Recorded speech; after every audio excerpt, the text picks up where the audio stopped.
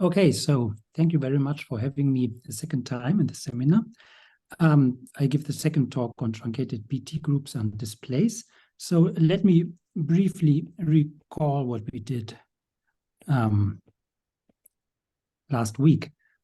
So the basic result is the following. There is a morphism of stacks, which is denoted by phi and goes from BT groups over P nilpotent rings, so the stack BT times SPFZP, to displays also over P nilpotent rings. And well, it has at least two interesting properties. One is we could take a base field, which is perfect. I mean, K is always a perfect field. So in this case, our functor is an equivalence. And it's the classical Dieudonné theory. So this is an upgrade of classical Dieudonné theory. And the second essential result is we could restrict our morphism to Barsotti-Tate groups which are either infinitesimal, or we could restrict to Barsotti-Tate groups which are unipotent. And in both cases, this morphism is formally etale. Of course, we have more properties. We know it's defined in terms of the Dieudonné crystal in some way, but it seems that these two properties are what is most important for the for what is coming now. And I mean, let me recall how this is proved. I mean, first of all, it appears in this 2013 article and in section 2, and it uses, well, many things, but two important theorems which are used are a theorem of Grothendieck saying that the truncation from the stack of Btn+1 to Btn is smooth. So this is written by Ulysse, but due to Grothendieck. So it's Grothendieck and Ulysse. I mean, there the theorem is stated that it's formally smooth, but once we know it's algebraic stacks, it's also of finite type, it's also smooth. And then, maybe not as difficult, we also have the Grothendieck-Messing theorem for BT groups. I mean, this is used for the second point, that something is formally etale. And we also use the display version of that. And it's display version, which is one of the key points in the work of Thomas Zink on displays. I mean, there is a Grothendieck-Messing theorem for nilpotent displays, and by comparing it with the Grothendieck-Messing theorem for BT groups, one gets this formally etale statement. The next aim, which I already stated, is that we want to pass to finite level in some way.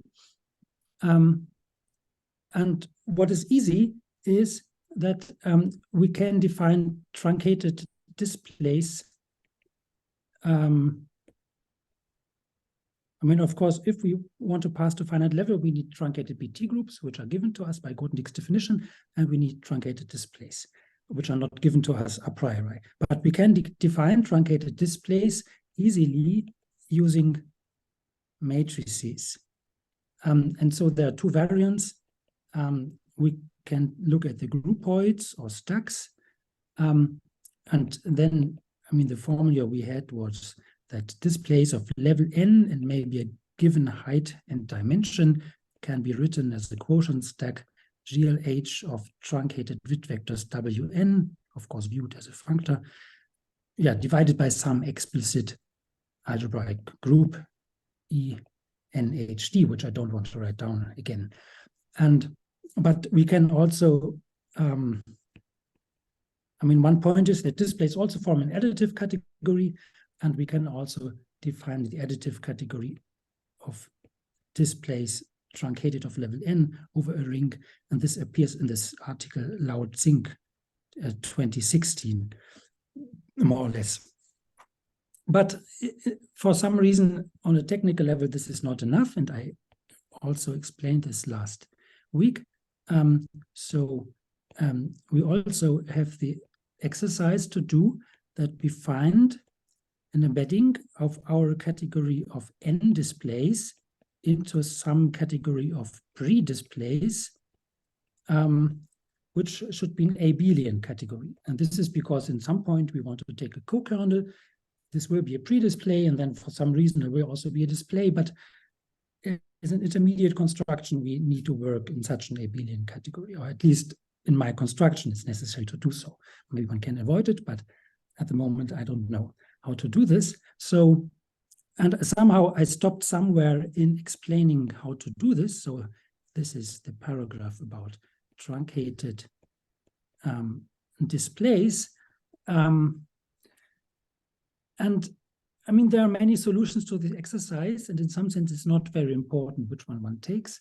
So of course, the solution one is in this article from 2013, but if you look at it, maybe it's not so easy to understand why one does it exactly like this. So one can just accept it, or one can try to find a better explanation. So I try to explain the second solution, which is based on this more recent article from 2021.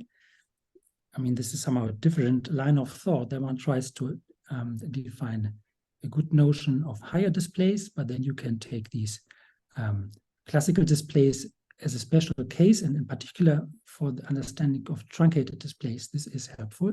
So I think this is more convincing. And but one can ask the question how much time one should spend on this exercise in any way. And so before doing any more details, let me try to give a summary of this solution in geometric terms, which might explain why it's interesting to look at the second solution. And so the summary is as follows.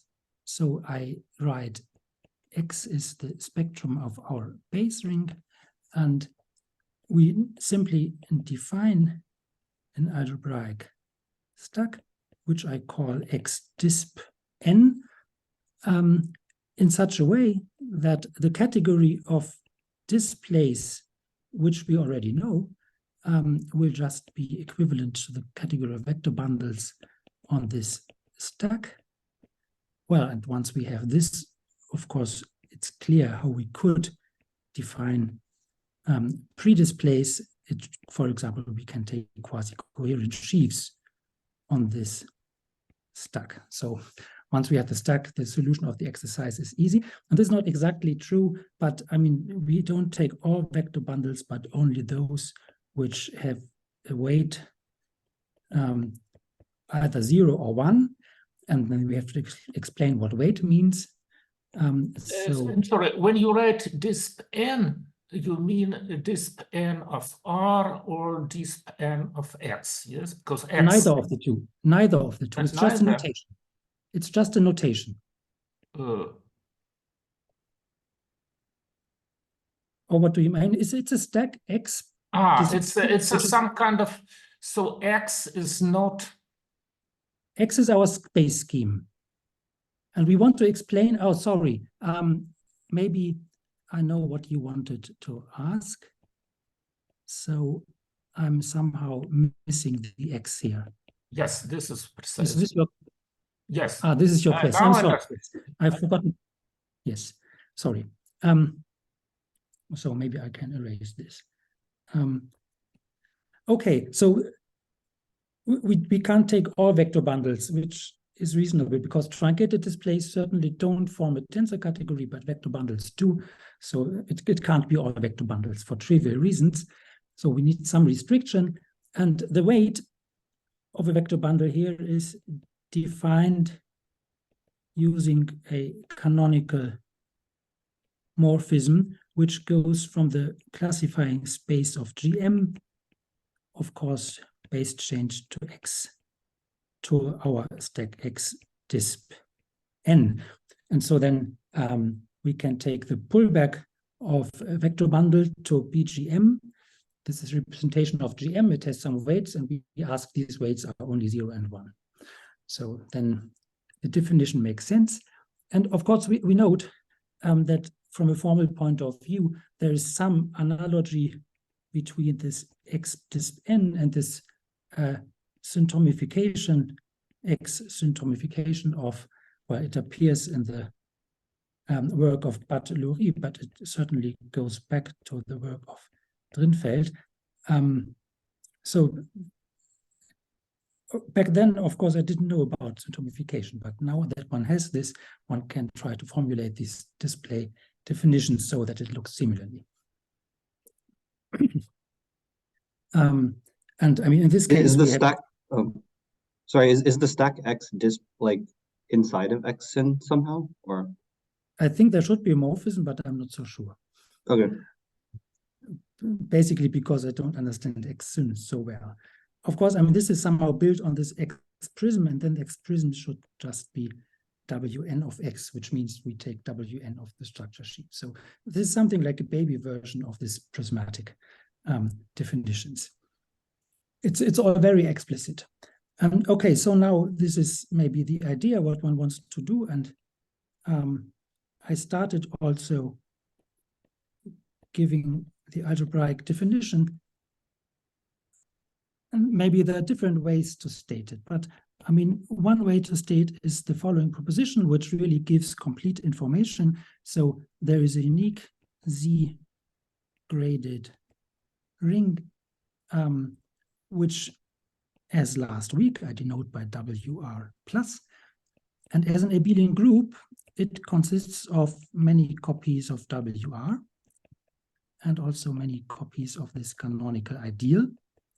Namely, WR sits in non-negative degrees and the ideal sits in positive degrees. So this is as an abelian group. And it also carries two ring homomorphisms, which were denoted sigma and tau, going from this graded ring just to WR with no grading. So here we forget the grading of WR plus. Well, and the properties which makes it unique are the following. First, there is an injective ring homomorphism. I mean, I didn't write this last week, but this in some sense answers to a comment which was made. So let me go up again. We had this groupoid definition of truncated displays, GLH divided by some algebraic group E. And it was remarked that this algebraic group E can be written as a subgroup of the product of two copies of GLH. And in the same way, one can write this ring as a subring of two copies. So WR plus, and it's more or less, it also corresponds to the other construction. So it's injective to two copies of the Laurent series ring. So we have WRT plus minus 1 and WRU plus minus 1. And since we know exactly the underlying set or graded abelian group, we can write down how this map goes. So an element of this infinite sum can be written as follows. So the index corresponds to the grade, and the elements of WR are called A, and the elements of the ideal are called B. So this maps to two Laurent series. One has to say what they are. And I mean, F is the sum of A to the I, T to the I. So this means the variable T somehow has negative degree. And then we take the sum of P to the I minus 1, BI T to the minus I. So we take the coefficients of our sequence as coefficients of the Laurent series, but with some additional powers of P. And for G, we do something different. So it's again, we do something with the coefficients. And with the coefficients in positive degrees, we simply take this sigma 1. And in the negative coefficients, then it's more or less forced what we have to do. So we have to take P to the I sigma 0 of AI U to the minus I, where sigma 0 is now the Frobenius of the ring of Witt vectors, and sigma 1 is the inverse of Verschiebung. This is what we had last week. So sigma naught is simply the Frobenius of W, and sigma 1 is the inverse of the Verschiebung. Oh, okay, so the point is one can make this very explicit, and then we have these two. I'd like to make a very short remark. So I remember that when I looked at the definition for the first time, I was puzzled. I was reading this article about frames and G display, higher frames and G displays. But then when I looked for the second time, I realized that it's understandable. And I hope that we don't have to understand the fine details of the definition. So the important thing is that this is a subring of the Cartesian square of a very simple ring. And as far as I understand, this subring is generated by elements. It's graded subring. It's generated by elements of small degrees, probably -1, 0, and 1.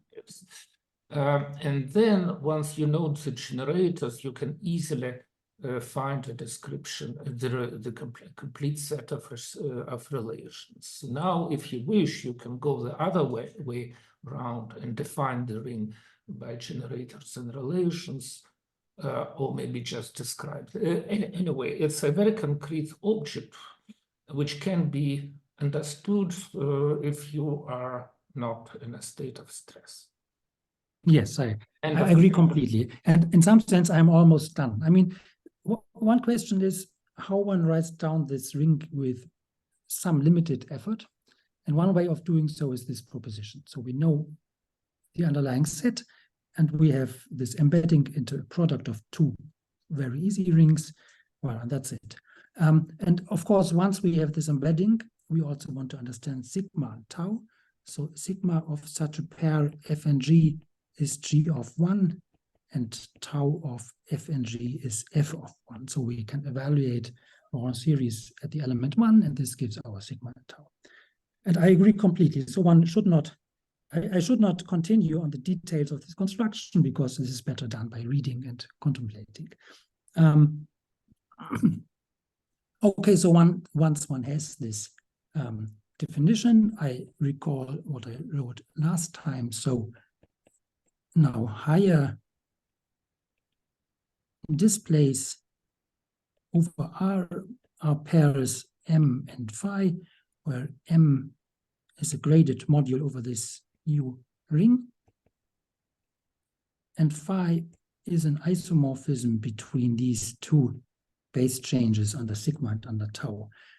And here I make a difference to last week. Last week I just said homomorphism, but one can also say isomorphism. This gives, this is higher pre-display. This gives a smaller category, but in some sense the category of pre-display is not so important. You only need it abelian and it contains displays. So now I prefer to ask for an isomorphism. And then display means that M is finitely generated and projective. And phi is an isomorphism, but this is demanded anyway.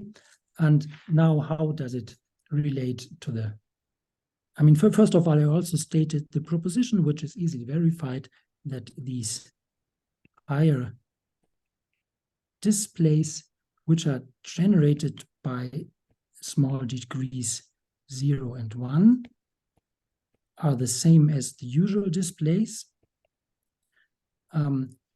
basically by just taking degree 0 and 1. So we have something which is Z-graded, and if we pass to degree 0 and 1, we get the old display. So this gives the connection. And then we can now easily pass to the truncated version. So maybe this is the whole point, that once we set up the theory in this way, using truncation is very straightforward. So we need an FP algebra. And of course, we have to define the corresponding ring for the truncated vectors. And this could be the image of, well, the ring we had, WR plus, to this product of Laurent series over WN.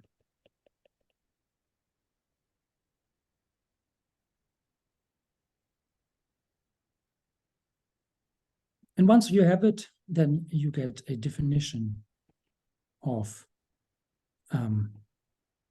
truncated pre-displays just by repeating the previous definition and taking this new ring Wn of R plus instead. And now the geometric interpretation, which I mentioned in the beginning, goes as follows.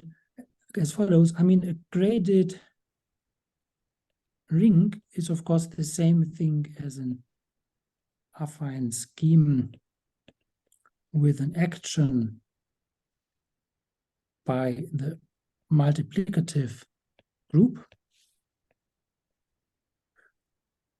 So our graded ring is a ring with such an action. So we can take the quotient, we can take a spec of this Wn of R plus divided by Gm. And our maps sigma and tau give two maps of spec WNR. It turns out these are open immersions with disjoint image. So these are disjoint open immersions. And then you can glue these two sets. And this gives our stack X disp N. Well, and then it's clear, I mean, a quasi-coherent module on the stack means we have a quasi-coherent module over this stack without gluing, and then a gluing datum, and a quasi-coherent module over this quotient by Gm just means a graded module over the graded ring. So we have a graded module over the graded ring together with a gluing datum, which is precisely this phi. Okay, so this means what I said in the beginning is now settled in some sense. And I mean, first of all, once we have this formalism, passing to the truncated version doesn't look as difficult as it looked in the classical definition, because basically you have to do nothing. You just really write Wn instead of W. And also, I mean, there are some formal advantages. I mean, higher displays, well, they tensor category with an internal HOM. And also you have a base change. I mean, you also have a base change for usual displays, base change and truncation functor. But all these commute with the forgetful functor, which to a display associates the underlying graded module. So all these linear algebra functors you like to have are just done by doing the corresponding construction of the module, and then you do something with phi. And this is different from the classical notion of displays, because if you forget this semi-linear data of a display, you have some modules, and the base change is not the base change of these underlying modules. So this is a complication of the classical definition of displays, which vanishes in this new terminology, on this new formalism. Okay, so, but this should be enough on this, on these generalities. Now we want the truncated display functor. So we have this functor from displays, from p-divisible groups to displays, and we want a truncated version. So R is now an FP algebra because truncated displays are only defined in that context. And the proposition is there is a system of additive functors which I denote by phi n relative to the ring R, which go to from the truncated groups Btn of R to disp n of R. And it should be compatible, of course, with base change in the ring and with truncation. And the truncation can be either for a finite number, or you could also take infinity, so it really matches with the functor on infinite level. And the construction is not very complicated. So we denote by isoc of R the category of isogenies. So it's the category of diagrams like this, H0 to H1 should be an isogeny of BT groups. And I can simply say I view it as a subcategory of the bounded derived category of BT of R. So here we should note that BT of R is an exact category, so we can form the bounded derived category. And then also we know what morphisms between isogenies should be, just morphisms in the derived category. And then we have a basic lemma, which says that the category of isogenies maps by taking the kernel, which is H0. Maybe they are called H, so I should really write kernel. To finite locally free, of course, commutative P group schemes over R. And the statement is that this functor is fully faithful. So put differently, for a finite group scheme, we can try to write it as kernel of an isogeny. This might be possible or not. But in those cases where we can write it, we more or less get the same, and we get the same homomorphisms in the category of isogenies and in the category of finite group schemes. And I mean, this appears in Kissen's article on crystalline representations and F crystals, but he attributes it to Bailenson. Anyway, so we have this basic lemma, and so we can look at BTN prime. This should be those BTNs which are in the image of this functor. So those BTNs which can be written as the kernel of an isogeny. And then we have a classical result of Raynaud, which appears in the article of Berthelot, Rien, Messing, which says that every finite locally free group scheme of p power order, commutative, and in particular, every truncated BT group admits such resolutions locally, so it lies in this BT prime of R locally. And then by descent, it doesn't matter, so we can pass to BT prime without losing anything essential. So using this, we can simply write down the functor. So we define the additive functor we are looking for. We start with BT groups truncated of level n, which admit a resolution by an isogeny. And by the previous lemma, this is a subcategory of the category of isogenies.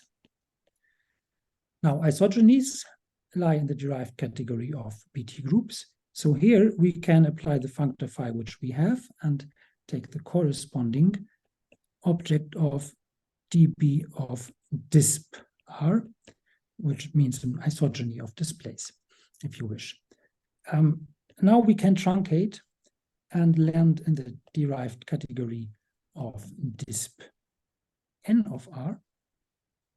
And now we can take the first cohomology.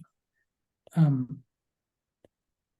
mean, we have complexes concentrated in degrees 0 and 1, so this means we take the co-kernel, but if we take the derived category, we should write first cohomology.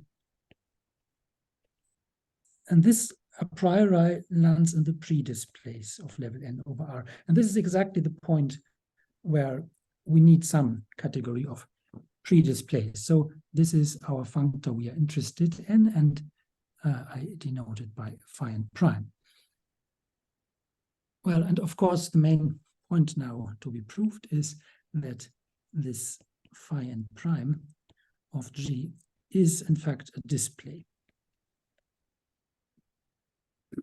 for every Btn group G which admits such a resolution. And of course, once we know it, then we get the functor phi n by descent. So the phi n is the functor which is defined on all truncated Bt groups which might not have a resolution by descent. And using Renaud's theorem, we get this. Okay, so, and let me also briefly explain the proof of the lemma because it's not very difficult. So by Grothendieck's theorem that the truncation maps are smooth, we know that int etal locally, we can write that G is equal to h p to the n for some Barsotti-Tate group H. But here we have to pass to an int etal covering.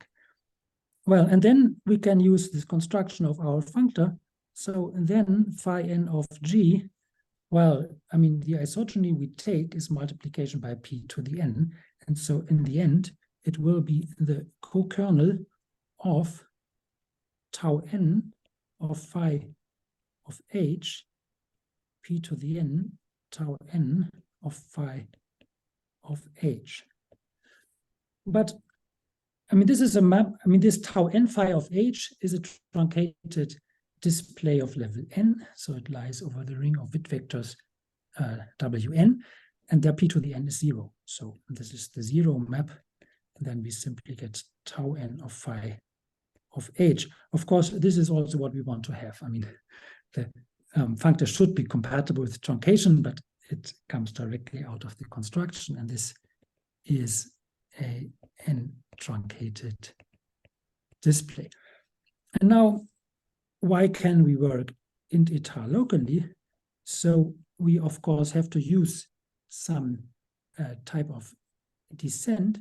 So we have to use that for predisp n,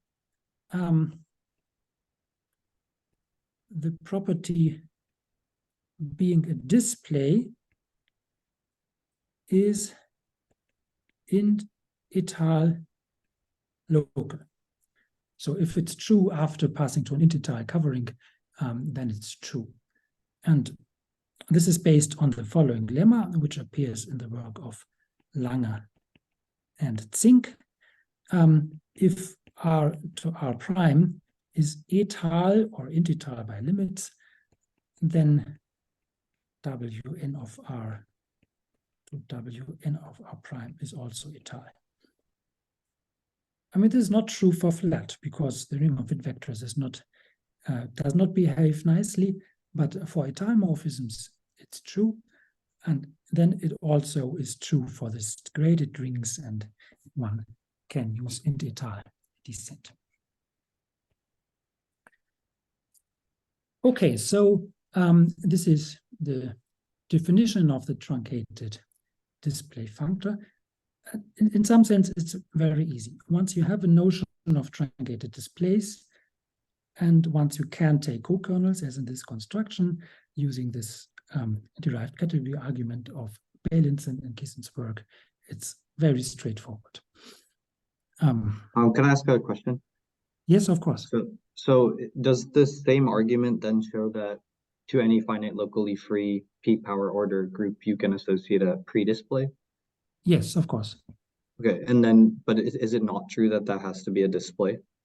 No, I don't think so. We can discuss this in a moment, because when we have a perfect base ring, the situation is better. In that case, I mean, you can ask what kind of model you get out. And I mean, I can't give an example now, but I think it's not so easy to say what property of model you get, and maybe you don't get anything reasonable. But in the case of a perfect base ring, what you get out is always nice, and then you really have a statement. But I come to this a little later. But you're right. I mean, you can associate a pre-display. That's no problem. So now that we have this this functor or morphism of stacks, we can look at its geometric properties. And I stated this before. I mean, it's smooth, and it also is a gerb. So this is about smoothness and the gerb condition. So in order to prove something, we need a remark on the topology of this stack BTN. I mean, all the time R is an FP algebra. So we need some statements on the structure of truncated BT groups. Namely, if G is in BTN, we have an exact sequence. We can take the kernel of F to the N, which is of course a subgroup, and then we can take the quotient.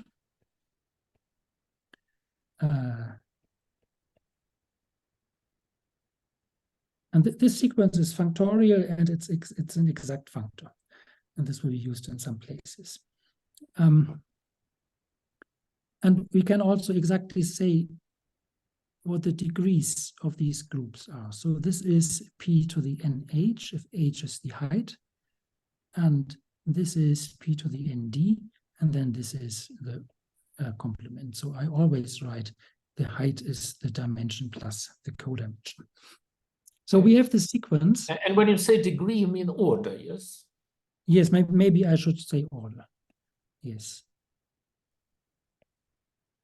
I'm sorry.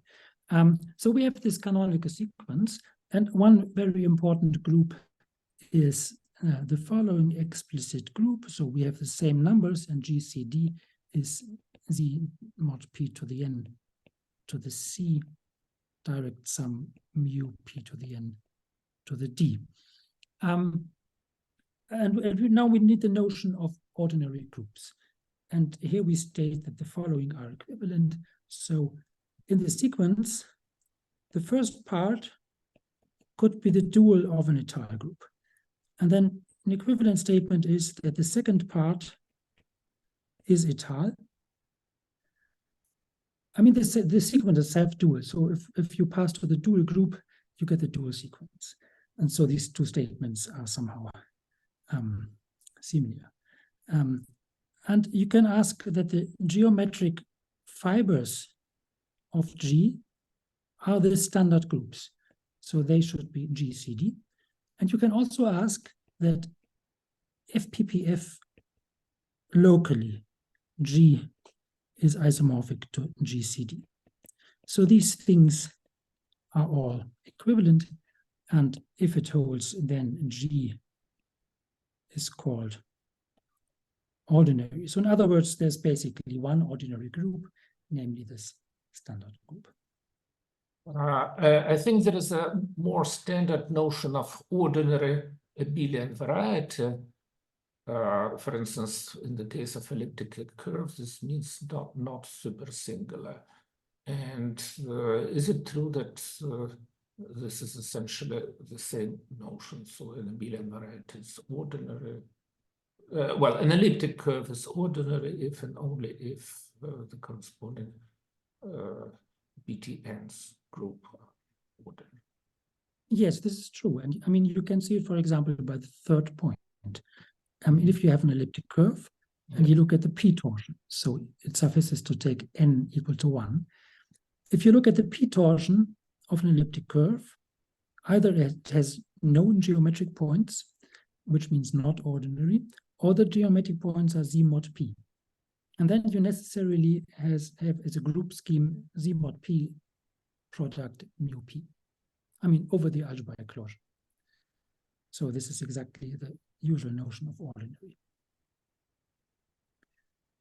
I mean, what is not very, maybe in some sense, the most complicated point of this lemma seems to be the equivalence between 3 and 4. So if the geometric fibers are the standard object, then you also have it FPPF locally. But we see in a moment that this is in fact not very difficult to, I mean, it's not very difficult to prove directly, but also you can deduce it from general principles in some sense.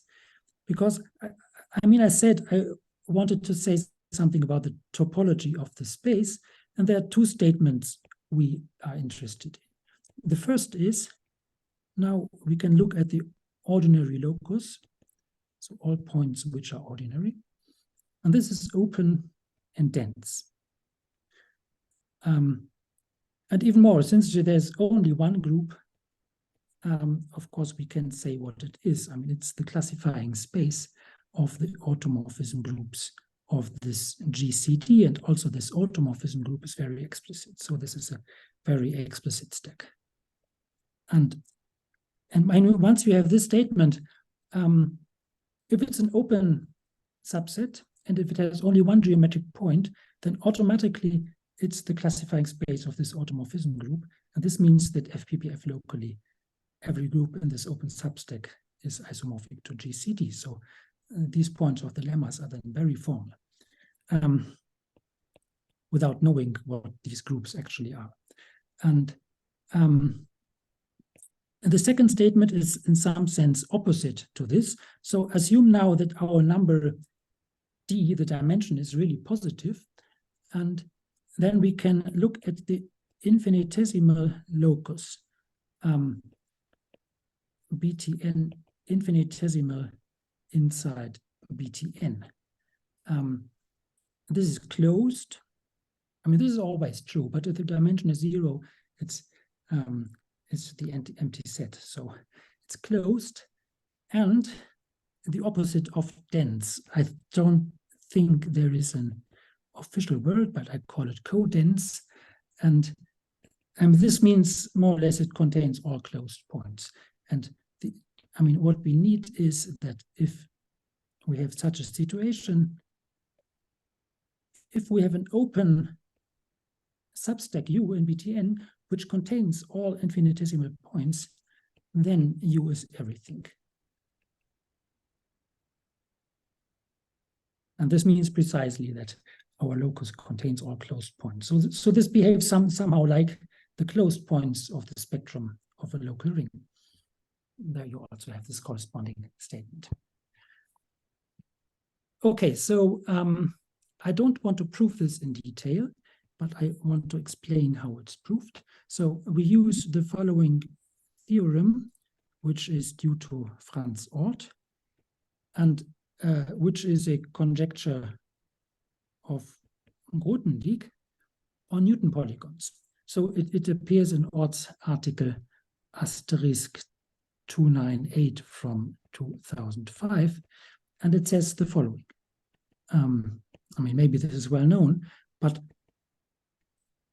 assume we have a p-divisible group G over K and a Newton polygon gamma, which lies above the Newton polygon of G, which is greater than the Newton polygon of G. And depending on how you write these Newton polygons, it means that gamma has the same endpoints and lies below. But there is some reasonable partial order on these Newton polygons. And the statement is that then there is a deformation G tilde Barsotti-Tate group over the power series ring KT with generic Newton polygon gamma. So, stated differently, when you look at specializations of p-divisible groups, you can ask how the Newton polygons can be related, and you easily prove they have to satisfy a certain inequality. And the statement is that all inequalities are also realized by deformations, and you can fix the special fiber and then find the corresponding deformation. And once you have this, it's in some sense an exercise to prove this lemma. In the first case, we want to see that ordinary groups are open dense. So you take a non-ordinary group, you extend to p-divisible group, you deform to an ordinary group, and then you get your statement. And in the second case, you have to go backwards. So, and there you need some more work to be done, but it can be done. So it's not so difficult.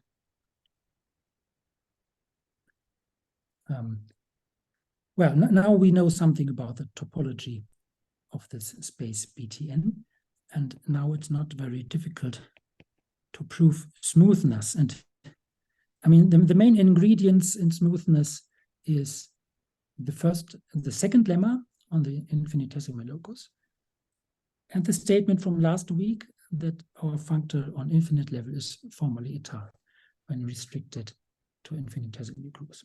So let me state the result, which was stated before. So the functor phi n from Btn to disp n is smooth. And of course, it's of relative dimension 0. We know that both stacks are of pure dimension 0, so then this morphism needs this dimension also. And now it's very easy. So we fix our numbers. So, which means we consider phi n for fixed h and d from Bt hd to disp hd. And we assume that d is greater or equal to 1. I mean, otherwise we can either dualize, or we can say if d is equal to 0, then we have étale groups, and in that case, our functor is even equivalence. So this restriction is not essential. Now, the smooth locus will be denoted by u in times inside Btn hd. This is of course open. And for general reasons, because both stacks are smooth, if x is an element of Bt of k, so it's a point or even a geometric point, we know that x lies in U if and only if the map of tangent spaces from Tx Btn to dt phi of x disp n is surjective. I mean, this is well known for varieties. A map of smooth varieties is smooth in a certain point if and only if the tangent map is surjective, but it's also true for stacks, and it's not so difficult to verify, of course. So we have this criterion, and now we just verify that it's true. So we assume now that our point really lies in Btn infinitesimal. And in that case, we look at the tangent spaces, but we also take a lift. So we choose a lift, which I denote by x tilde in Bt non-truncated of k. And then we have 4 tangent spaces which matter. So it's the tangent space of the stack Bt at this lift. We have the tangent map of phi, which goes to the tangent space of disp. And this map is an isomorphism because here the functor is formally étale. This is what we proved earlier, because we have infinitesimal groups now. And then we look at the tangent space of Btn. Here we have our reduction, and it's surjective because truncation is formally smooth. But maybe this surjectivity is not even needed.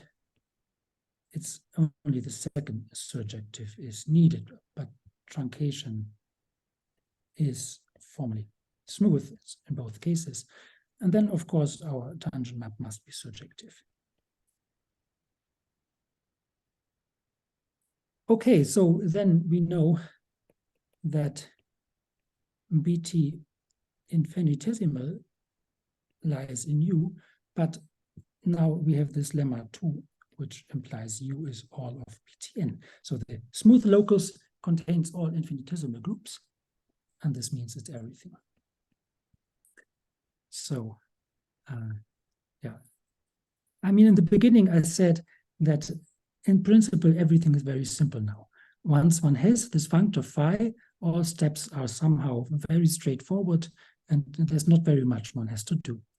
Now we have smoothness of this functor. the next point is this gerb condition. So this is in some sense an upgrade of the smoothness statement, and also it comes for free, basically.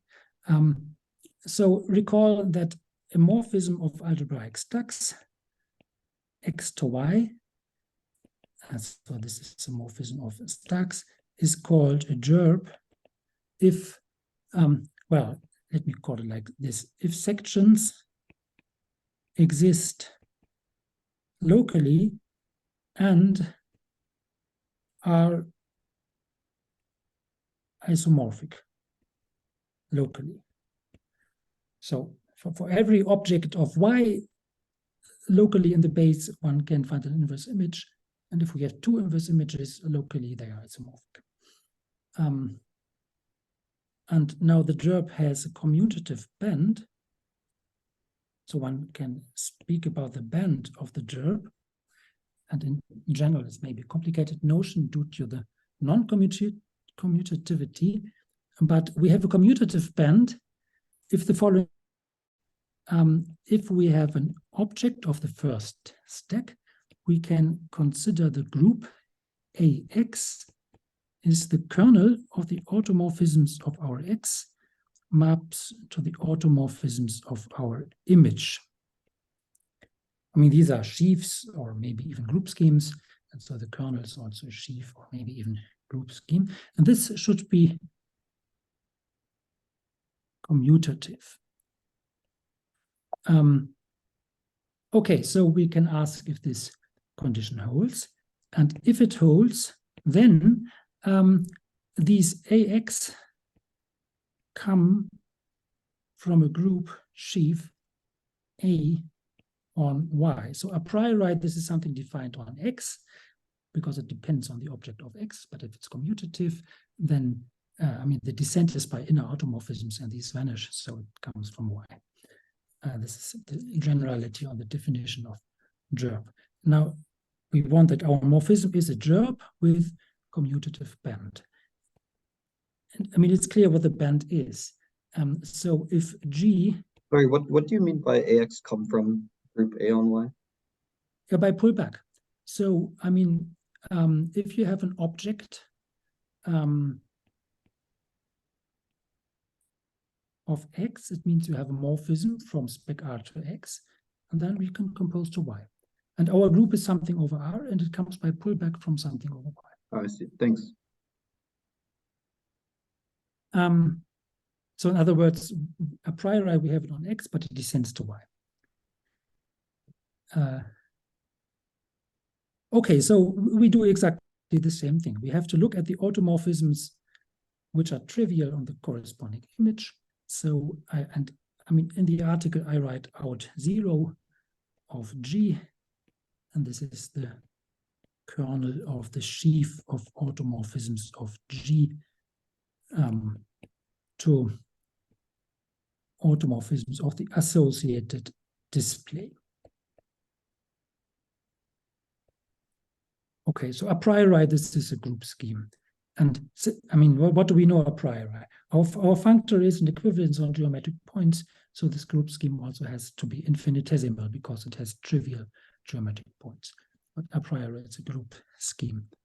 But now the statement, which is really a corollary of the previous theorem, is that this morphism, which we look at it all the time, phi n, now fixed numbers HD, from BTN HD to disp n HD.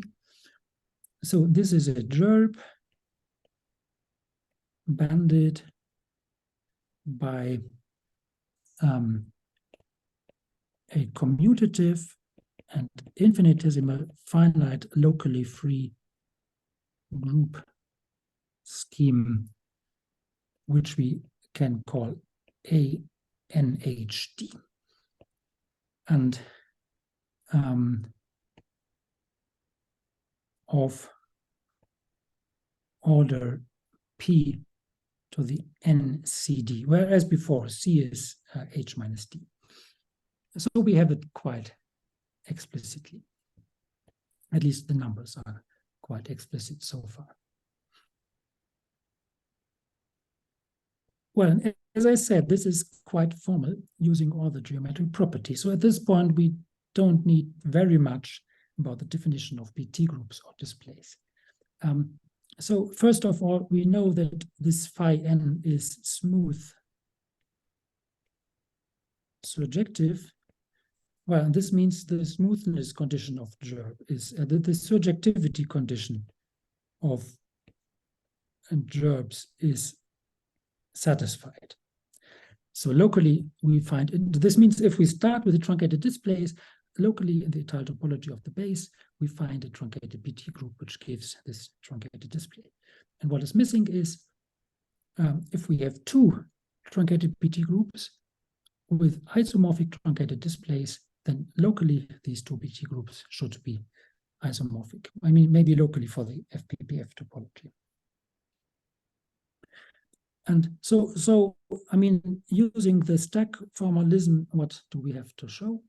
I mean, I denote by X the first stack, BTN, maybe HD, and by Y the second stack, BTN HD, and then we have a morphism to the diagonal morphism from X to X times YX. And we have to show that this is finite locally free surjective. And the surjectivity is exactly the statement that locally two groups with the same display become isomorphic. And if it's finite locally free, it's even better. So because this means in particular these groups, I mean, then it's a torso under these groups, and then these group schemes are also finite locally free. And the second statement we will need, which is not contained in this statement, that these groups we have defined here, R0 G, are really commutative, and this is not clear a priori, and have degree P to the NCD, which is also, of course, not clear. They are finite locally free by the first statement, but commutativity and degree is not clear. Okay, and let me explain very briefly how this goes. So let us choose a smooth surjective covering of our first stack. And then we know that our morphism is also smooth surjective. And this means the same covering scheme can also be taken as a covering scheme of the second step. Of course, here we use the theorem. I mean, this is the theorem that the morphism from BT groups to displays is smooth and surjective. And so we should look at the diagonal. I write this again. This controls everything. We can view this second step, the fiber product, as a substack of X times X. And here we have the covering by these two copies. And then the formalism means that here we get X times YX and here X times XX. And we are supposed to prove something about the diagonal, but we can also take this pullback. Then we have some morphism X prime. And now maybe we should say that this scheme X should have some pure dimension. And because everything has pure dimension, then these two are smooth schemes of pure dimension 2M. So we have a morphism of smooth schemes of pure dimension 2M. And it's also geometric. It's also bijective on geometric points. So this is somehow what the previous results give us. We have such a morphism. And then it's an elementary question of algebraic geometry, and in particular, using Zariski's main theorem, we can deduce that delta prime is finite locally free. And of course, it's surjective. I mean, surjectivity is part of bijectivity.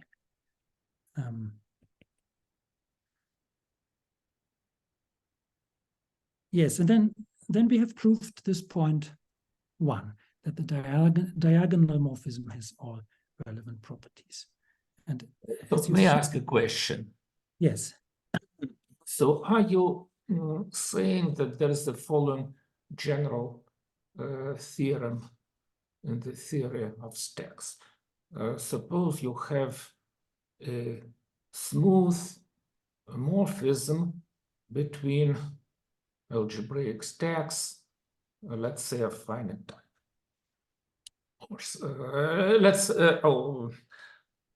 Well, maybe it's just smooth morphism of algebraic stacks. Maybe the base should have finite type over a field or over a Noetherian ring, but if necessary only. And then suppose that it induces a. Now let us look at the points of the. So we have a morphism from X to Y, where X and Y are algebraic stacks, and the morphism is smooth. Suppose that for any field, for any perfect field K, the morphism, the functor from X of K to Y of K is an equivalence. Then this morphism from X to Y is a gerb. We need some more conditions. I mean, it's almost like this, but let's go backwards. So I said this delta prime is bijective on geometric points. This is, of course, what you get in your setting. But we need that these are smooth schemes of the same pure dimension. Because you can certainly imagine morphisms of smooth schemes which are not of pure dimension, which is bijective, but not close to an isomorphism, just by taking the disjoint union of the smooth divisor and the complement and embed. So we need this pure dimension condition in order to pure deduce. Dimension. Yes. And why is it pure dimension? I mean, in this case, it is because our stacks X and Y are of pure dimension 0. And so as soon as our covering is taken of pure dimension, it's fine. So it seems to me that in the end, we need that the morphism from X to Y maybe is of pure. No, it's not so clear. But just a moment. I think your counterexample is not really a counterexample because so you are saying that suppose we have a smooth scheme or maybe stack and a closed, a smooth closed substack. Yes, we can consider this joint union of the closed substack and the complement. And not as an example for the lemma. What? As an example for the delta prime. So I try to look at the argument. I mean, of course, what you say is... I'm asking not about the argument, but about the statement. So my hope is that if you disregard the statements about commutativity and the fact that the order of the group scheme is your old, then the fact that it's a gerb comes for free from the fact that it's smooth and the fact that it's an equivalence on perfect values points. So then the question is, what is the status of this hope? So is it true? Is it false? Or is it not clear at this moment? Well, at the moment, it's not very clear to me, but okay. This may be just a matter of minutes. So I think it's at least almost true, and the proof I gives it with some minimal additional hypothesis. And then the question would be if this hypothesis is really necessary, or how you get around it. And I mean, the proof is very formal, so certainly it proves a general statement along the lines you suggest. But there's one additional argument, one additional ingredient, which is used here. And I mean, we look at this morphism delta prime, and then we make some general statements on delta prime. And so in the argument I propose, what we need is that the source and target of delta prime are equidimensional. Because if they are not equidimensional, we need additional information. Okay, if it's not clear, I think it's very interesting for young people. Yes, of course, it's very interesting. To establish the truth. Yeah, so what is clear is there is a general statement of this type, but with some additional hypothesis related to the relative dimension. And this can be extracted directly from the proof which I give. But then the question is, how much of this additional hypothesis on the relative dimension is really necessary? And this is not clear to me at the moment. And this is certainly an interesting question. Yes, I agree. Okay, so in any case, in this situation, we do have these dimension properties. And so we have the first statement. The diagonal morphism is finite locally free surjective. And then we have to look at the properties of this group scheme. I mean, what we know, I should write this odd 0 of G is finite locally free group scheme, because the diagonal is a torsor under this group scheme, and the properties of the diagonal then go to this group scheme, or even more directly. So we know this, and the only matter is to find the order and commutativity. And this is, of course, specific to our situation. And here the argument is as follows. So we consider the universal group.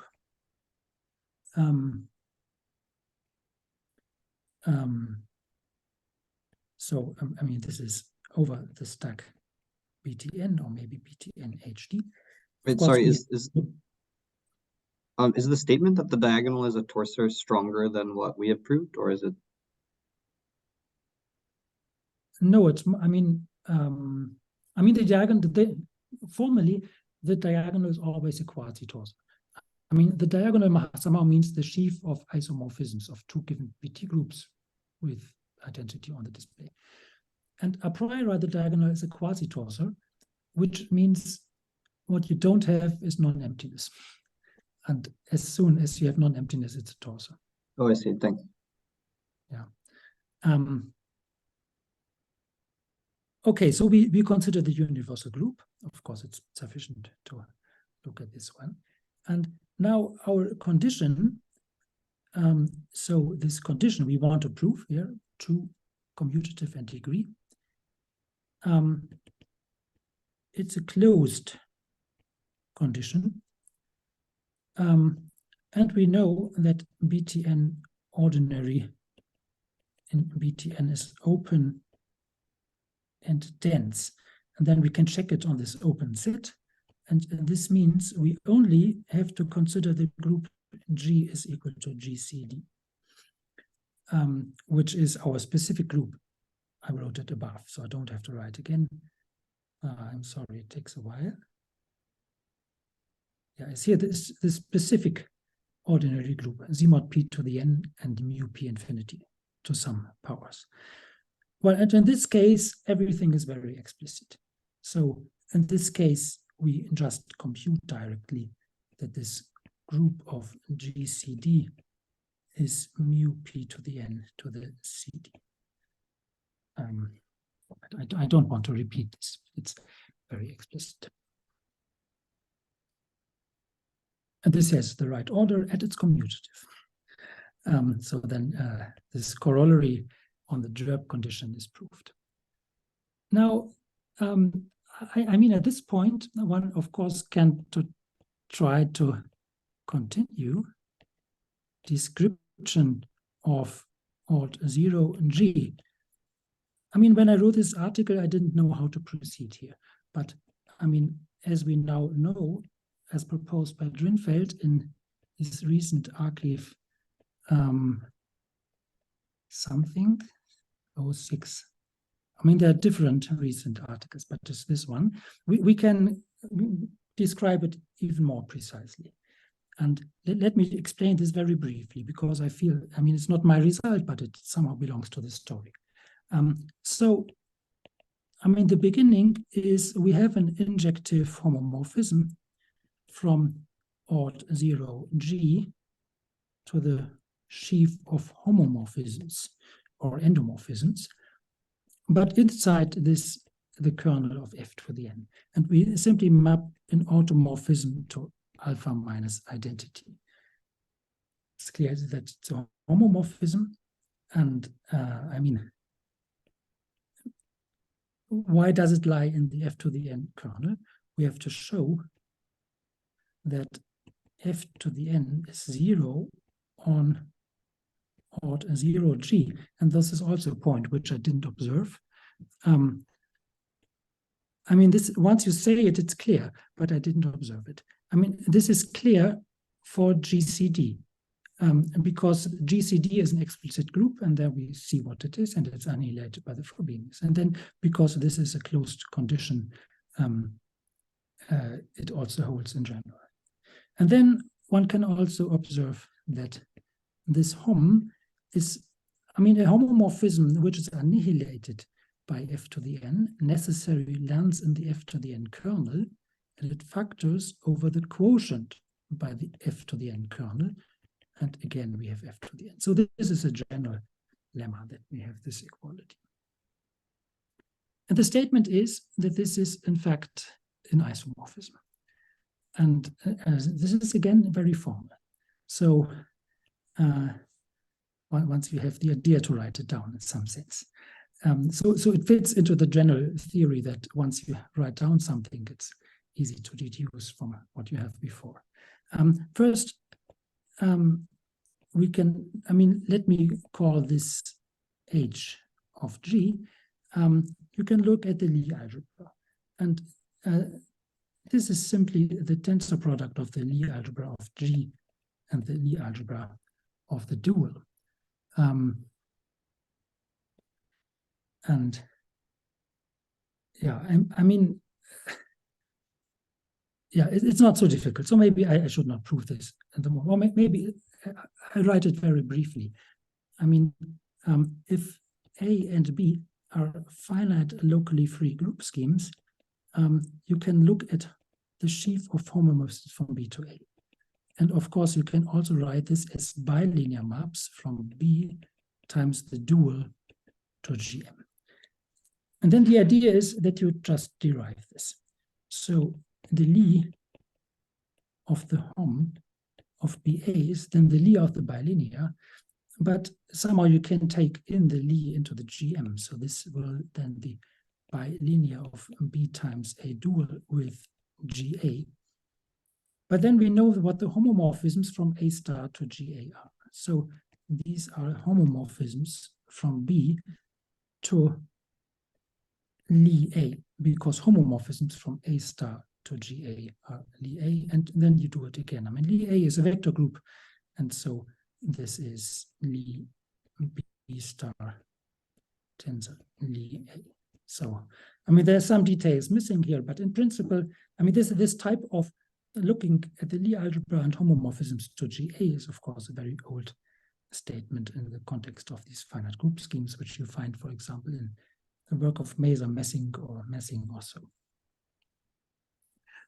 Okay, now we take A equal to B equal to G, and then we get the statement.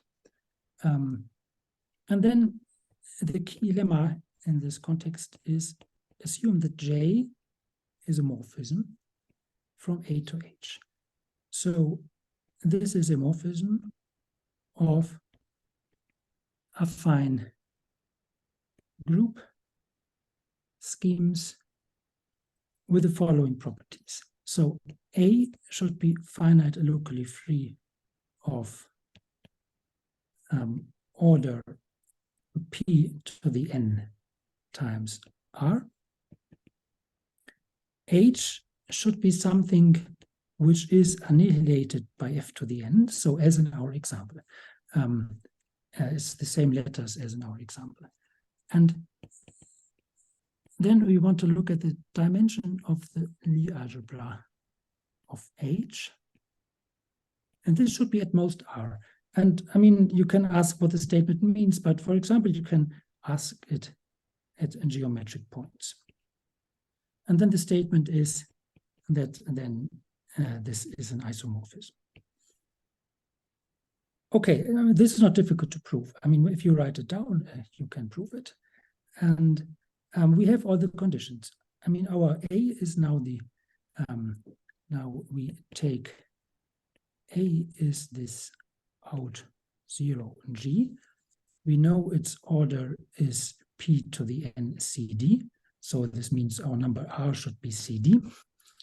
The second group H is the Frobenius kernel of something. So it's annihilated by F to the n. And we just computed the Lie algebra. The Lie algebra, this is what the previous lemma is, Lie of G, tensor Lie of G star. So the dimension of H is CD, and this is what we need. Okay, so this means we have a quite precise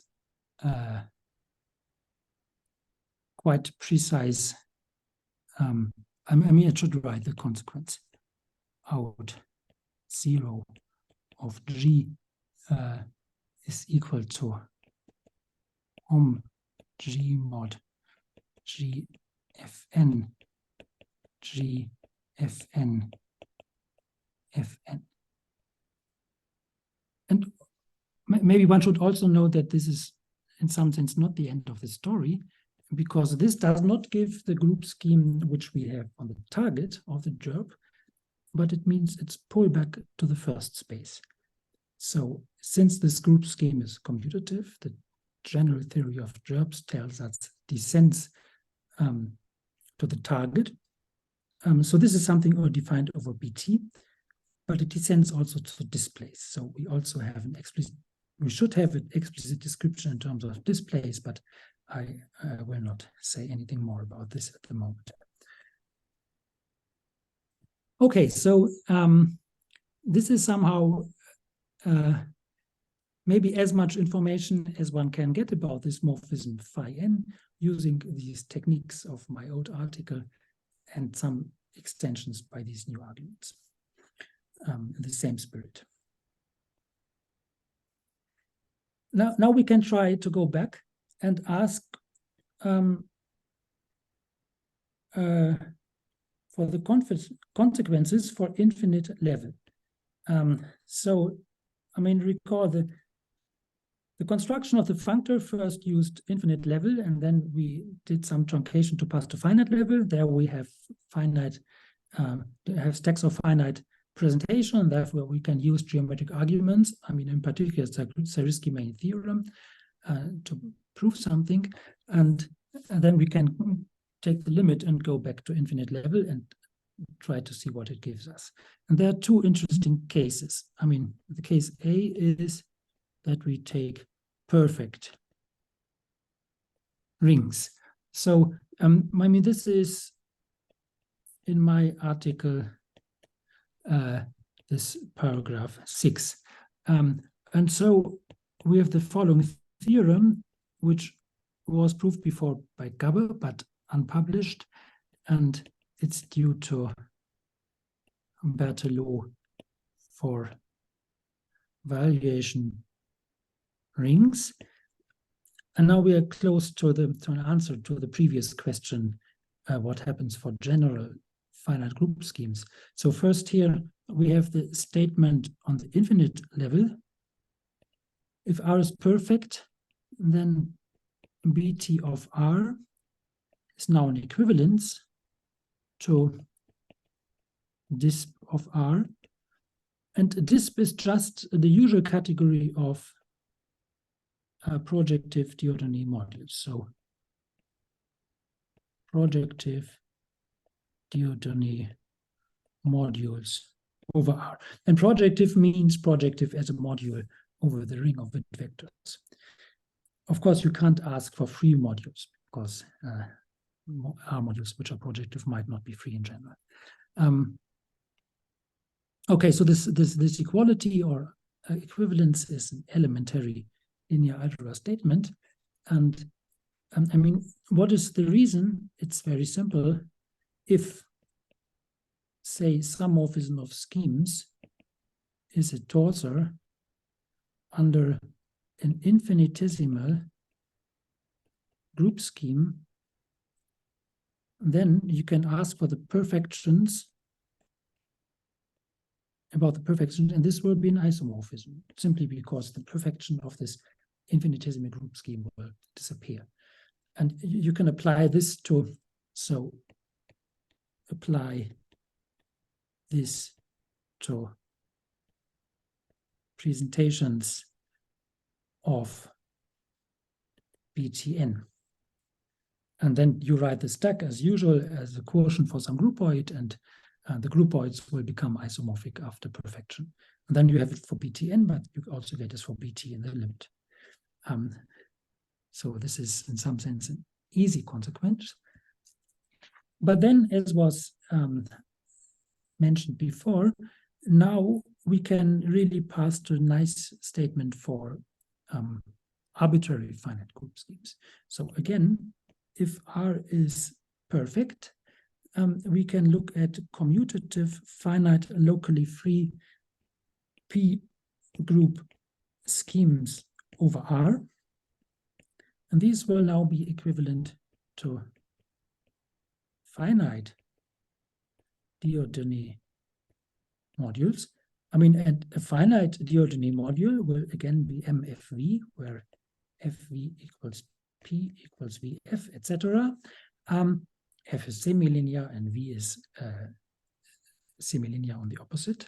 And the condition we need is that M is some P to the R torsion, and the projective dimension should be at most 1. So it should admit a resolution of length 1 by projective WR modules.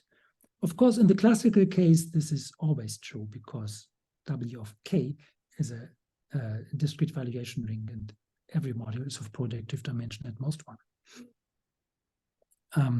And this is exactly the point which breaks down when you don't have a perfect ring, because the modules which arise by the procedure, I mean, you have a map from these commutative schemes to some sort of Dieudonné modules or predisplace, but the modules you get will not have very good properties.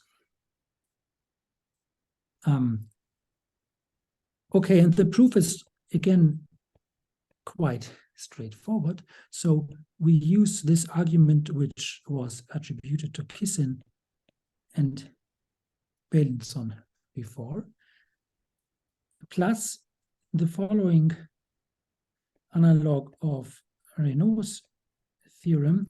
I mean, Renaud's theorem was that every truncated or every finite locally free group scheme can locally be embedded into an abelian variety and therefore into a p-divisible group.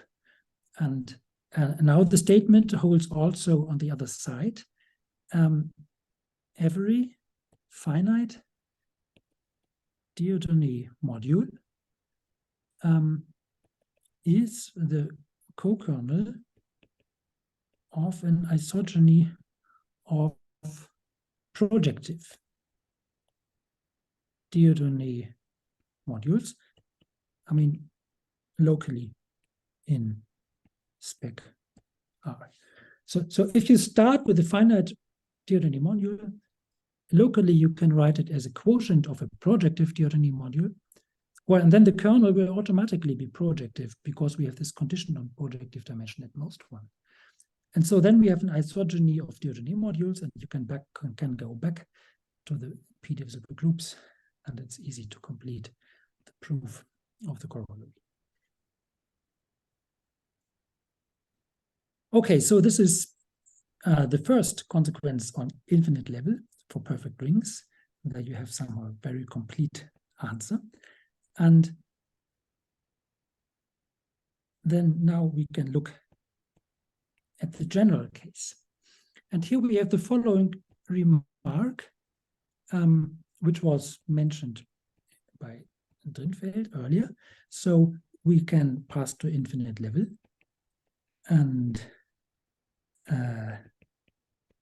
we have this functor on infinite level.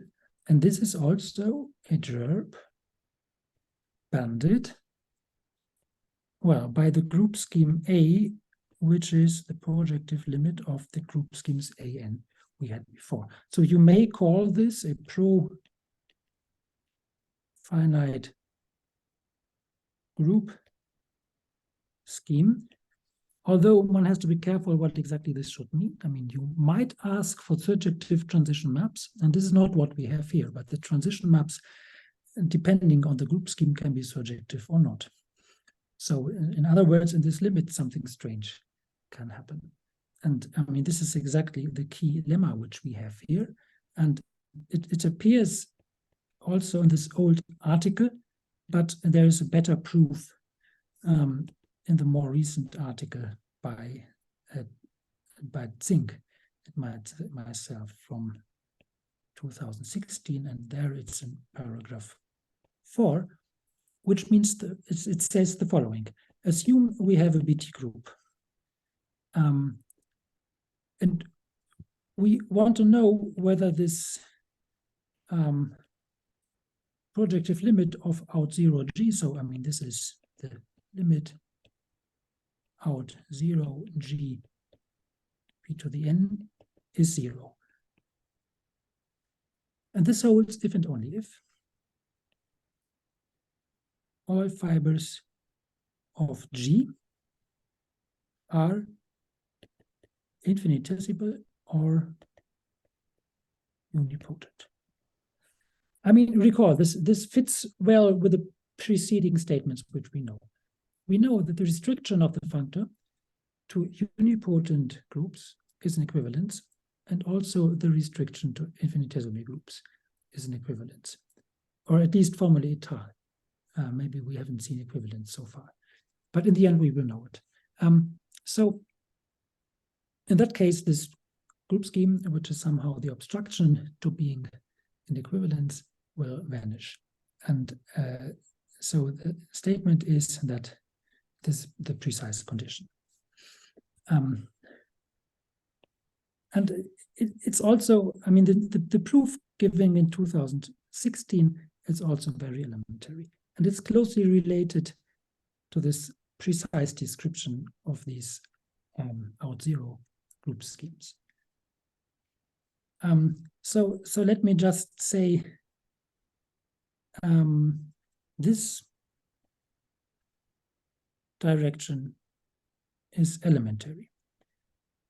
So assume not all fibers are infinitesimal or unipotent, then somewhere we find a group with étal and multiplicative part, and there we can explicitly find a non-zero group out 0. So we have to look at this condition. And by localizing, we may assume that G is unipotent. And now we have to know how to formulate this. I mean, unipotent is the dual of formal group. And unipotent means there is some number, which I call E, such that the Verschiebung to the E is equal to 0 on the P torsion. Maybe the dual is more, is more known. This means that F to the E is equal to 0 on G dual P. Unipotent means the dual group is a formal group, and for a formal group, we know that everything is in the kernel of some power of Frobenius. In particular, some power of Frobenius is 0 on this. Okay, but if V to the E vanishes on this, then this means that V to the E can be written as P times H, where H is some homomorphism and it goes where it has to go between, maybe I just write it like this. It goes from G to some Frobenius twist. And now I claim, once we have this, I mean, we have to look at this projective limit. So we have to look at the system. And the claim is, if we have two numbers and one is E times the other, so N is E times M, then the transition map between out 0 G P to the N to out 0 G P to the M is 0. So in other words, everything is very explicit. We can really see why the projective limit is 0. And in order to show the claim, if we look at the description, so now we use this description, that out 0 is homomorphisms from something to gf to the n, and then also, again, the f to the n kernel.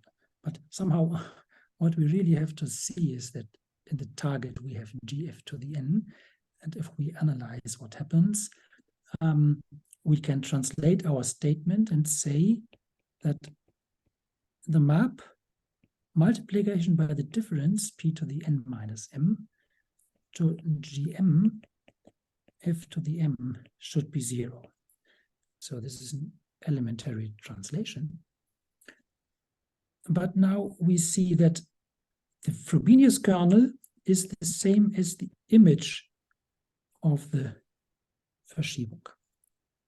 And now we know that the Verschiebung to some power is divisible by p. So this is the image of p times h to the m, because Verschiebung, v to the e, is p times h. Or we can write this is p to the m times something, image h to the m. But now we have p to the m and p to the n minus m. And certainly p to the m times p to the n minus n is p to the n, which is 0 here. Well, this is what we need. Okay, so this is very elementary, and of course, just a moment. I was unable to follow the details. So, are you? So you are saying that this is in your article joined with Zink? Yes. And at that time, the description of your group scheme, which I gave in my recent reprint, was not available. No, but some weaker in the argument that you explained now, did you use the result of my recent e-print or not? I use a weaker statement. You use a weaker statement, yes. Which was available already in 2016. Yes. Good. And so, I mean, if you look at this formula for out 0, you have homomorphisms and then f kernel. And what I really use is only the gf to the n as a target of the homomorphism. And I mean, what we defined was something, of course, you can also define hom 0 from g prime. It's clear that this makes sense. So it's homomorphisms which become 0 on the display. And then we reduced to looking at hom 0 from z mod p to the n to g prime. And we related this to g prime f to the n. This is somehow the line of thought. So we don't have a complete description of these hom zeros or equivalently out zeros. I mean, this is more or less the same, but we restrict to this one. But this is all one needs, because one only needs somehow the target. And then we have this f to the n kernel. But yeah, I mean, it's the, we write vanishing homomorphisms. So somehow we had a similar idea to look at these vanishing homomorphisms, but we didn't go all the way because we hadn't the idea that one really can. I think we didn't hope that there could be such a precise description of this out 0. So I mean, for me, this was a surprise to see that it can be done like this.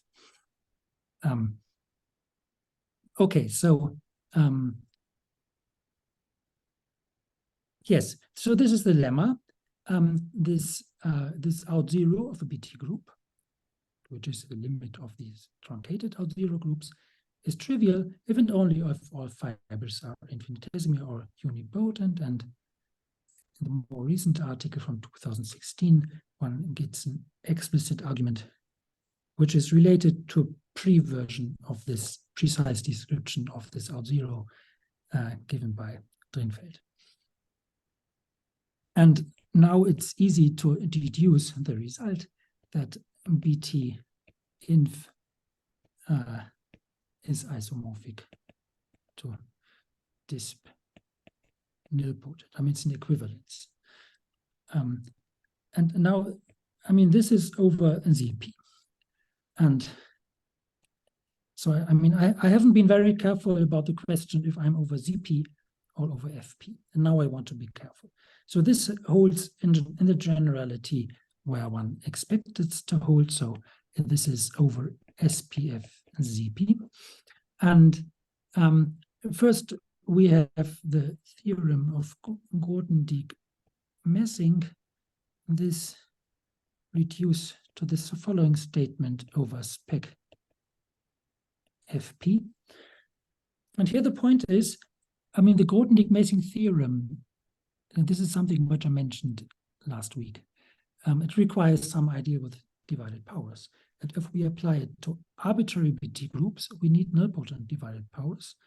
And this is a problem for p equals 2, because the divided powers of 2 are not nilpotent. But since we use it only for formal p-divisible groups, or infinitesimal ones, it holds for arbitrary divided powers not necessarily nilpotent, and so the argument is really true. Okay, and over FP, then we have the lemma, because we have a drop for the trivial group scheme, and that's it. Okay, so there's one additional portion to the theory, which was mentioned in the previous talk, and which was somehow the complete diagram. And in order to, so in other words, the relation of a new functor phi with another functor which was earlier defined by Zink and called BT in his work, but Z now more recently.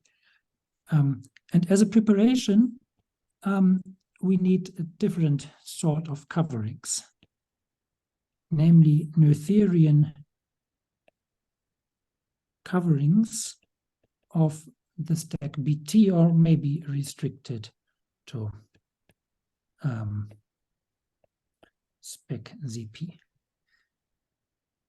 The covering we produced so far had this property of infinity smooth, and so there are something like intetal coverings of infinite polynomial rings. So this is certainly very non-Noetherian, but one can also do something Noetherian, and the statement is the following. There is a morphism from an affine scheme, again denoted pi, to BT groups of height h times spec ZP, which is of course defined by some group in G in BT of A, such that the following properties hold. So first of all, the ring A is excellent. So it's somehow as small as one can hope for. Then this morphism pi, and also the structural morphism from X to spec ZP are int smooth. I mean, int smooth is weaker than this infinity smooth because you have a direct limit of smooth maps, but not necessarily smooth transition maps. Anyway, this is what you can get here. And then you have a very precise property. So assume that M is a maximal ideal. Then you can look at the quotient field. It's a finite field. And you can look at the restriction of this group to the local complete ring. And this is a universal deformation. Okay, so in particular, this ring is also regular, because if the complete local rings are regular, it's regular. But I mean, int smooth also implies regular here, so it's redundant what I say here. So it somehow combines these universal deformations into groups over one ring, and it gives a nice covering. And I mean, the construction is using the Rapport-Zink isogeny spaces. So this is not very difficult. if you know the definition of these Rappaport-Singh spaces, you know what to write down, and then the properties are not so difficult to verify. I should mention, of course, at some point, in order to prove this statement, one uses also this Néron-Popescu theorem that in this situation,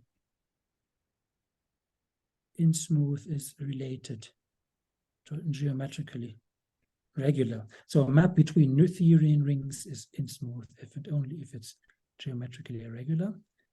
But I should also admit, I mean, when I thought about this, I tried to state the strongest statement I could think of. But in the application, we don't need in smoothness, but in some sense, flatness will be enough. So this proposition is stronger, but also in smoothness comes for free when you prove flatness, on the other hand.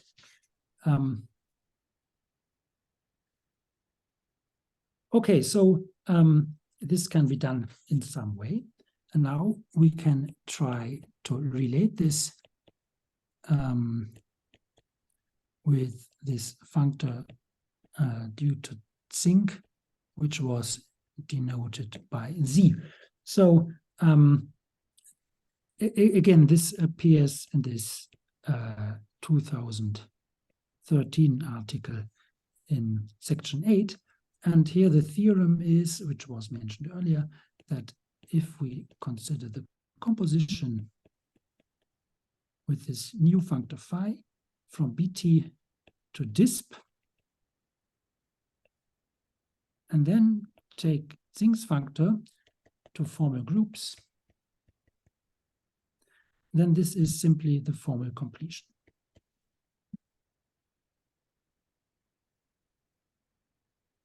Of course, in order to make sense out of this, I should recall what this Zink functor is very briefly. So here we need a certain perspective on the category of formal groups, namely by nil R, we denote the category of nilpotent R algebras. I mean nilpotent and non-unitary. If we have such an algebra, we can form R direct sum n. Then this is a usual, I mean, this is an augmented R algebra. So, I mean, this is just a different way of writing augmented infinitesimal or infinitesimally augmented algebras.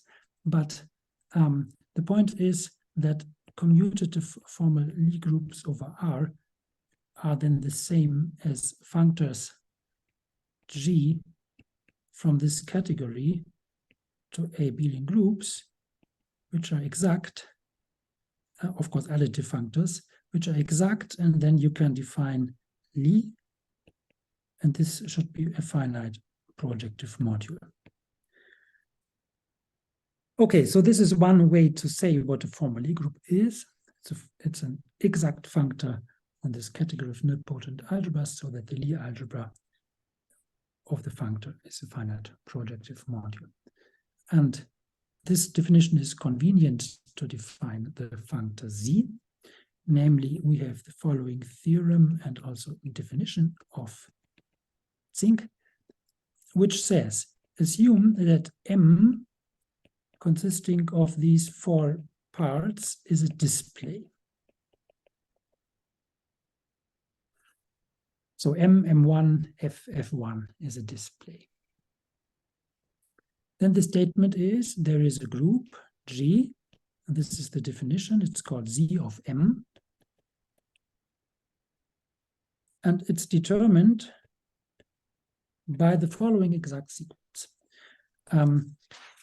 So if N is a nilpotent algebra over R, then we can base change our display to M. And so, I mean, there is an official base change of displays, and it makes sense for these augmented algebras, and in particular also for the nilpotent algebras. And we take these base changes, and we take the difference of the operator F1 and the identity, I mean the inclusion. And the co-kernel will be in this formal group G evaluated at n. So this defines our formal group as a functor. And the statement is that this gives the first statement of the theorem is this is a short exact sequence, which means our map F1 minus 1 is injective. And the second statement is that this really defines a formal group. And we have some additional information, namely, if our display is V-nilpotent, then this G is P divisible. Otherwise, it can also be a different formal group. And we can, in general, ask for the Lie algebra of this Z of M. Well, and this is the module which can be associated M what M1. So everything is very explicit.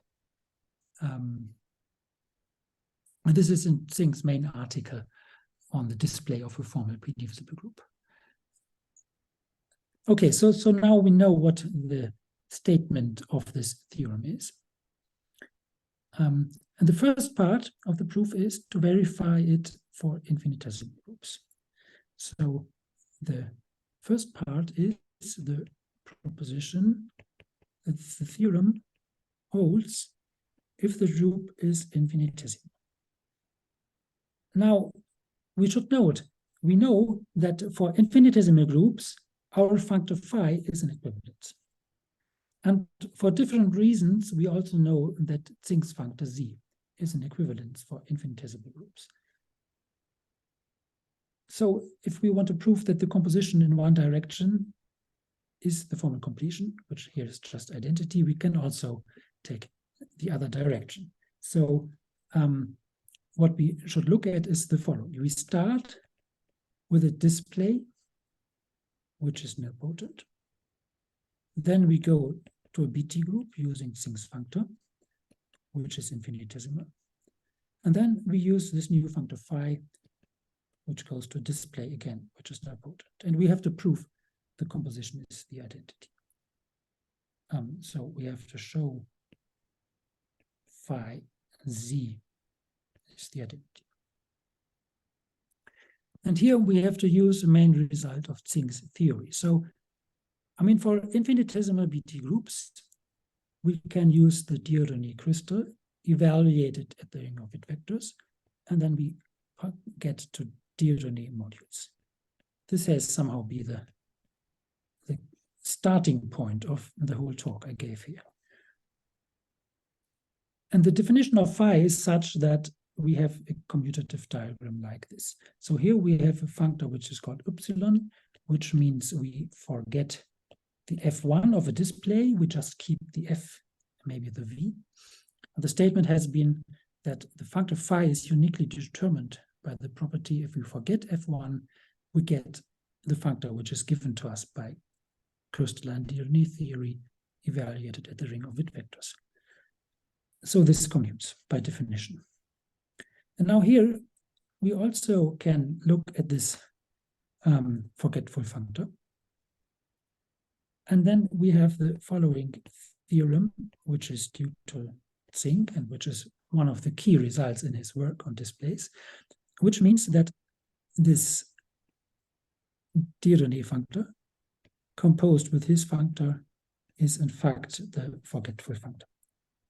So if we take a display, take the BT group, then take the Dieudonné crystal, we get the display but without F1. I mean, the reconstruction of F1 was not so easy, so this does not appear in that theorem. And this is based, I mean, I can't give so many more details, I mean, but this is based on the display description of the universal vector extension of Z of M. So one way to construct the crystalline Dieudonné module is to take the Lie algebra of the universal vector extension. So this is then related to the work of Messing. more precisely, we take the Lie algebra of the formal completion of the universal vector extension, and this is exactly what we have to do here. And then the statement is that since we have this description, we get this isomorphism of functors. Okay, so if we combine this diagram, we get an isomorphism between epsilon composed phi composed z is isomorphic to epsilon. This means we get an isomorphism of displays, but without F1. And so the statement we need is the following lemma. This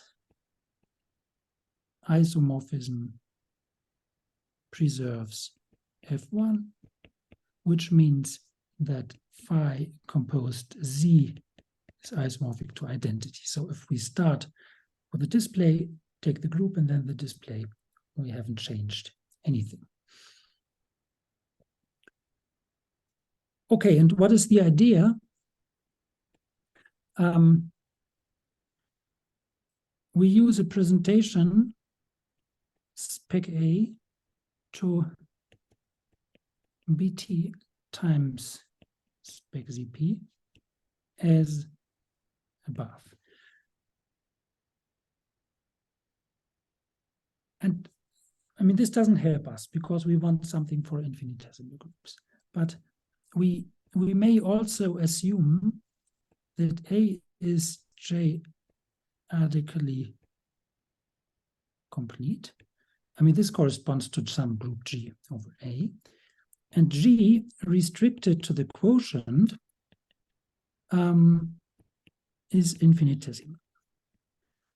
In our construction, using Rappaport sync spaces, this is automatic, but you can also get it formally from the proposition I stated. So we have such a map. And so what we really get is spec A to B teams times spec Z. And then we have the formal spectrum of A with respect to this topology. Of course, this is a subfunctor. This means we only can plug in A algebras where J is nilpotent. Well, and by definition, this maps into BT infinitesimal as a subspace here. And well, now the properties of our map pi imply that this ring A has no P torsion. Well, this is a statement which does not depend on the topology. It's just a statement on the ring. And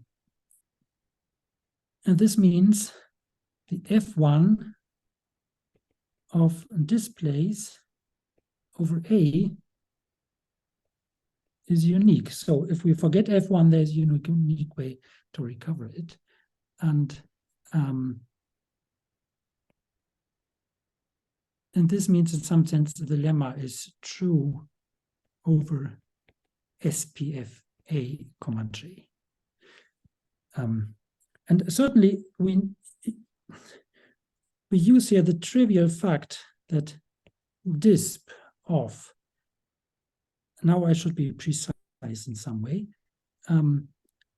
maybe I mean, we can ask if we want to use rings which are not p-null potent, maybe not. So maybe we want to restrict to SPF ZP all the time.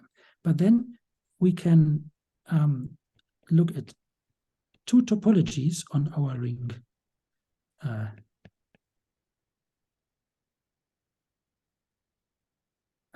A, and we can look at the formal scheme with respect to the ideal P or with respect to the ideal J.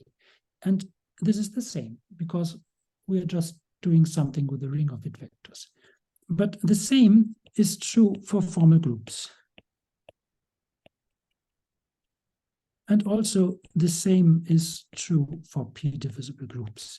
And all these statements are very easy lemmas.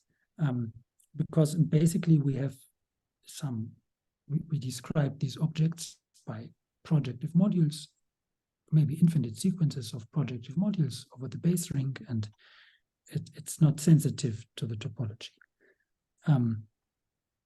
Okay, and so using this, one can go back and forth between formal schemes with respect to different topologies, and then one can somehow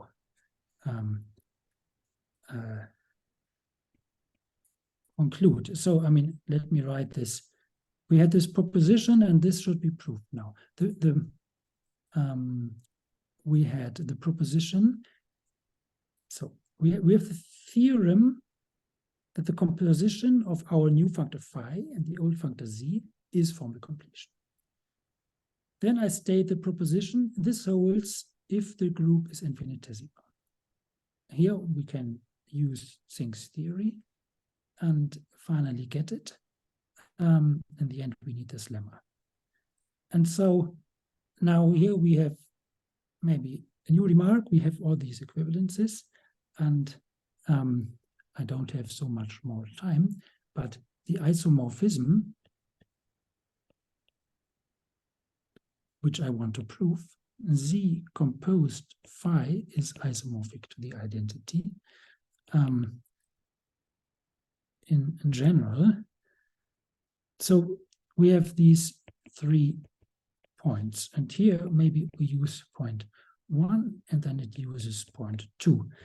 And if you look at the proof, it looks a little bizarre because you use this equivalence of formal groups between formal schemes with different topologies, and you define something which doesn't seem to make sense, and then you need some effort using some ring theoretic constructions to see that all properties hold. But I'm not sure if I should say so much about this. And we have one last statement. So we have a finite level version which says the following. We can also start with BTN. And here we have the phi n, which goes to disp n. Well, and then there is a truncated version of Zink's functor, which is called Zn. And maybe this appears in also in this article LZ 2016. And here we can go to the category of n-smooth formal group schemes. So G is an n-smooth formal group scheme if locally G can be written as the spectrum of R T1 Tm divided by Ti to P to the n.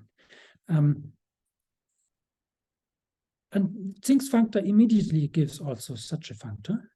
And the statement is that this is the map which sends a truncated BT group to its F to the n curl. And this is a very formal consequence using again. So this is a formal consequence using again this Kissin-Bailenson argument. So you write everything as kernel or co-kernel of some isogeny, and then you can conclude. Okay, so I think now this may be a good time to stop here because 2 hours are over, and maybe I can just wait for additional questions. So thank you very much. So I don't know if Professor Drinfeld's off to the faculty meeting, but let's thank the speaker. And do you feel, Professor Lau, that you've covered everything that you want to? Do you think we should schedule another meeting, or? Yes, I think so. Excellent. I mean, in the beginning of last week, I wrote down 2 or more statements which I intended to cover, and now I covered them in some detail. I mean, in the end, I didn't give so much proofs, but I think this is also fine. So from my side, this is okay. Of course, if there is a definite interest in some of the details on any part of the theory, I would be happy to come back to this, but maybe this would be a different type of session. Absolutely. Any other questions for the speaker?